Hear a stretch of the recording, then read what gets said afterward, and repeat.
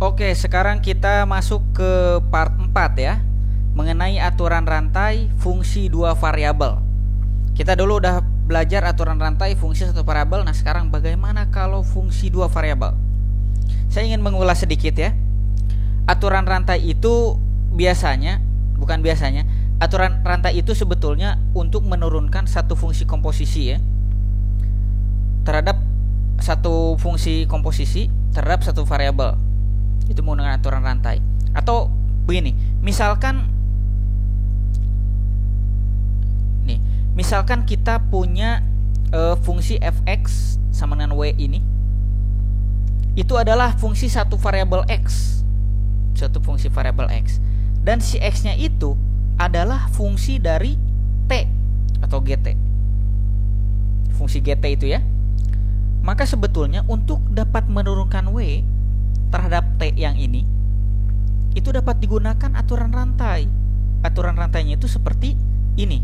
Jadi dw per dt sama dengan dw per dx dikali dx per dt. Atau saya ulas lagi, misalkan kalian punya 2x plus 1 gitu ya, pangkat 2. Ini pasti udah tanpa nulis-nulis pun kalian udah tahu kan ini jawabannya itu apa? Turunannya itu adalah, kita tulis lagi kan, 2-nya ke depan ya. Ya enggak, 2-nya ke depan sini kan. 2 kali 2x plus 1 gitu ya, dikali turunan dalam ini kan, 2x plus 1 diturunin jadi 2, sehingga ini menjadi 4 dikali 2x plus 1. Nah, sebetulnya kalau mau kita pakai aturan yang kalian lakukan itu, sebetulnya itu udah aturan rantai loh. Kita misalkan begini ya, kita misalkan yang ini adalah U, misalkan U sama dengan 2x plus 1 gitu ya, U sama dengan 2x plus 1, sehingga si yang ini persamaan ini akan menjadi U kuadrat kan ya, ya nggak, itu jadi U kuadrat. Nah, ini kita turunkan terhadap DU dikali siapa?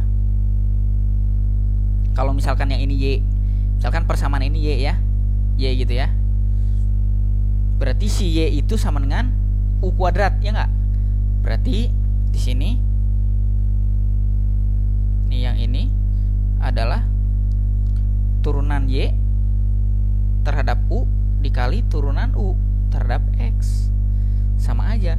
Nah, misalkan Y-nya ini kan tadi ya, Y-nya berarti kan D per DU dari Y-nya siapa? Ini kan.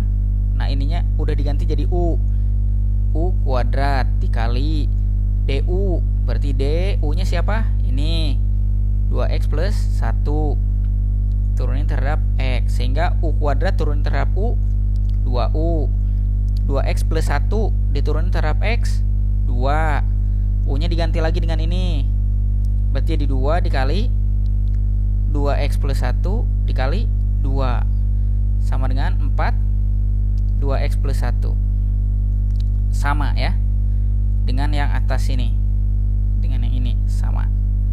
Nah, itulah aturan rantai. Lalu bagaimana kalau aturan rantai itu pada fungsi dua variabel ya?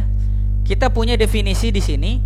Kalau misalkan w sama dengan fx, y, itu bisa didiferensial ya.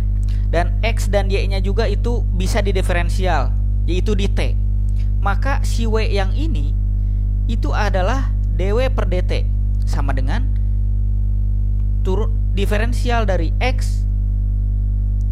Nih, diferensial dari x ini terhadap t. Baru satunya lagi diferensialnya itu y. Gitu. Jadi dipisah sebetulnya. Yang satunya itu x-nya dulu, yang satunya y-nya dulu, gitulah ibaratnya tuh. Baru dijumlahin.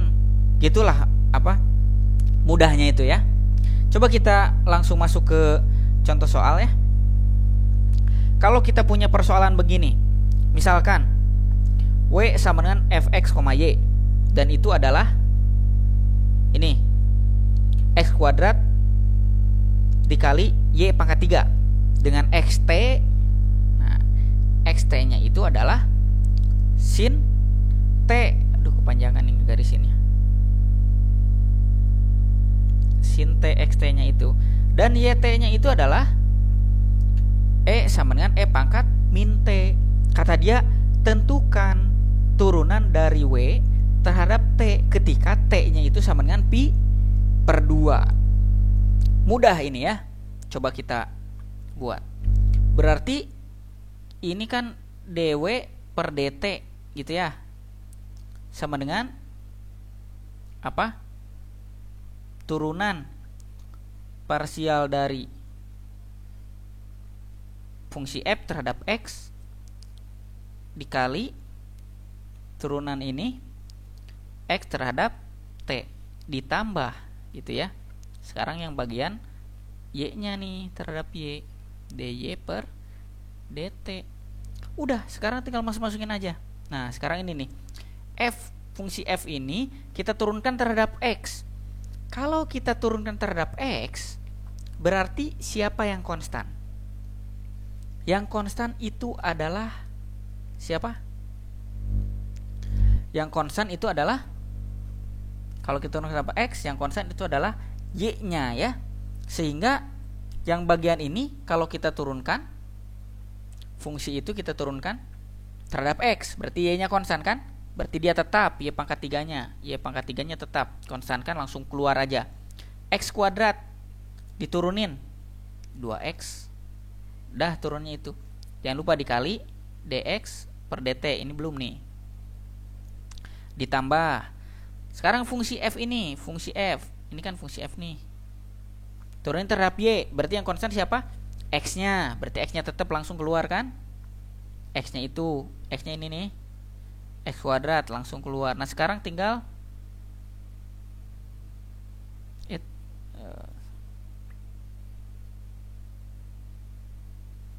tinggal y-nya, y pangkat 3 diturunin jadi 3y ya. 3-nya taruh di depan. 3 gitu ya. Y pangkat turunnya 2 gitu ya. Dikali dy per dt gitu. Ya kan? Nah, baru sekarang turunan x-nya nih terhadap t. X-nya kan ini sin t. Tulis lagi nih 2x y pangkat 3 dx per dt. X-nya itu adalah sin t. Turunan sin t terhadap t. Jadi sin t diturunkan terhadap t jadi cos t. Gitu kan? Ditambah 3x kuadrat y kuadrat. Nah, sekarang yang ini yt e pangkat min t diturunkan terhadap t. Jadi apa? Min satunya turun kan? Ya enggak? Min satunya turun. Min 1. Terus dikali e nya. Gimana? Ginilah. Biar enggak pusing nih. E pangkat min t diturunin tetap E pangkat min t kan. Nah, ini kan min t nih. Turunan min t siapa? Min 1 ya enggak? Dikali min 1. Nah, gitulah biar enggak pusing. Baru sekarang kita sederhanakan lagi. Yang ini akan menjadi 2x y pangkat 3 cos t gitu ya. Ya kan? Nah, ini minnya dikali semua kan? Perkalian semua dikali plus jadi min kan?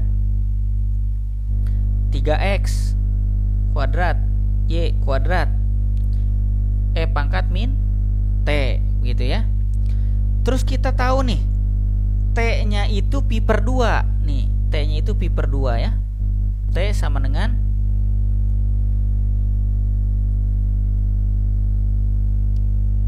T sama dengan V per 2. Pi itu 180 ya.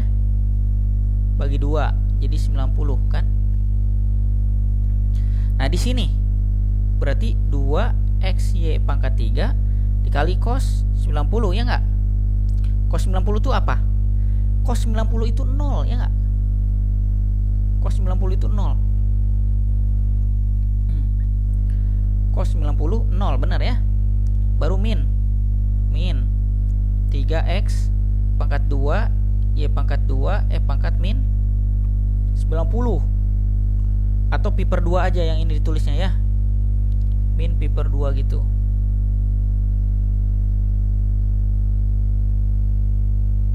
Terus berarti yang ini akan menjadi gimana? X, Y nya udah diketahuan belum? X itu sama dengan berapa? X kalau kena ini nih, X nya ini ya. Nah kan T itu sama dengan pi per 2, T itu sama dengan 90. XT itu adalah sin T. Berarti XT X 90 itu adalah sin 90. Sin 90 berapa? 1 ya kan? Kalau Y ini YT nih, YT. Yaudah ini hapus dulu lah yang ini. Kita buat satu-satu dulu aja biar lebih mudah ya. Nah, ini X 90 udah 1 dapat. Sekarang Y 90. 90 masuk sini kan? Pangkat min 90. Nah, itu sulit ya. Kita buat aja tetap beginilah. Pangkat min pi per 2. Nah, boleh begitu ya. Terus kita juga tahu cos. Nah, ini kan ada cosnya nih sekalian. Cos 90 0 ya. Nah, sehingga yang ini akan menjadi 2x y pangkat 3 dikali 0, ya kan? Itu udah habis pasti 0. Dikali 3x kuadrat. X itu adalah 1, berarti 3 dikali 1 kuadrat. 1 kuadrat. Dikali y kuadrat. Y itu siapa? Y itu adalah pangkat pi ya. Pangkat min pi per 2 gitu ya. Dikuadratkan dikali pangkat min t ya. T nya itu siapa? T nya itu adalah pi per 2, berarti min pi per 2. Baru ini udah jelas 0. Yang ini 0. Tinggal yang ini 3 min 3 ya. 3 coba min 3 gitu ya. 1 kuadrat 1. Ini dikali minnya. Dikali minnya berapa nih? Ini habis nih. Jadi pangkat min v ya. Nah, baru setelah itu dikali pangkat min v per 2. Ini sama nih, sama-sama kan? Bisa dijumlah tuh. Berarti jadi min 3 pangkat. Ini kan 2 per 2 ya, sama aja. 2 per 2 dikurangi min 2 per 2 dikurangi min pi per 2. Jadi min pi per min 3 pi per 2 gitu ya. Inilah jawabannya. Itulah untuk part 4 ya.